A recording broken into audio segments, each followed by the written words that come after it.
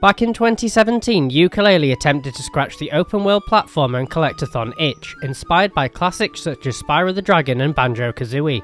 Fast forward 8 years and Yooka Replaylee brings a much upgraded version of the game to current-gen consoles and PC.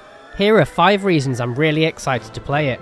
Number 1. Not just a remaster. Yooka Replaylee is a significantly expanded rebuild of the 2017 game from the ground up, with double the number of collectible pages, double the number of puzzles and platforming challenges, along with completely rebuilt boss battles, new enemy types and more. It's truly much bigger than I anticipated, which I think makes it much more of an exciting prospect to explore. Number 2. Upgraded graphics.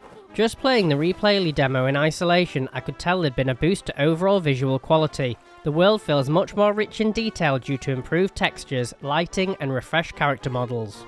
I then went back to play the original game and began to appreciate just how much work had gone into this new version. The original appears much more flat. Grassy areas in particular appear flat and lifeless compared to the fleshed out animated grassy patches in Replaylee. Textures throughout the original appear low resolution with limited details compared to Replaylee 2. And finally, gone are the graphical instabilities that can be found in the original.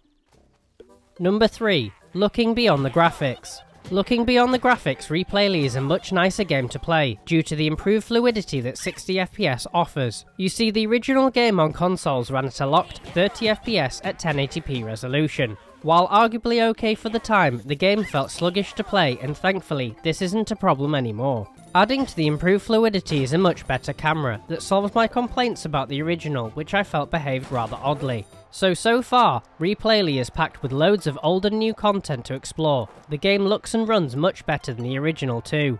Number 4. Going with the flow. One of the things I appreciated about the demo is just how much better the game flows. Let me explain.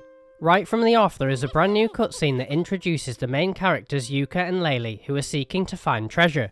They crash land their ship and venture into a cave, which becomes our first gameplay section. As you play this section, the game begins to explain the controls and moves you can perform. Towards the end of this mini gameplay section, our main characters stumble upon the magic book, and so the story begins.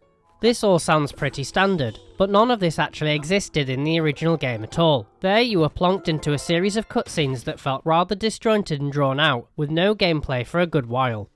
This is just one of the many instances where the game feels much better explained and fleshed out. Number 5. Patronize me no longer.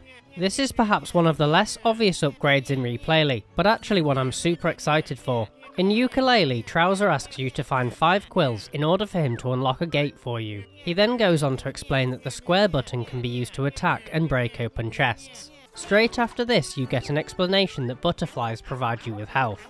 In contrast to this, Replaylee respects your time and assumes you either have this knowledge already or places hints towards the bottom of the screen while you're exploring. This is a much more organic way to introduce the game's mechanics rather than being stuck in a long cutscene to explain that square is attack. This is just one example, but I felt the original was particularly hand-holdy to the detriment of the game. Replaylee, however, seems much more hands-off and feels like a great improvement in this sense. So there you have it, 5 reasons I'm hyped to play Yooka Replaylee. Let me know if you're planning to play it down in the comments, and thank you for watching.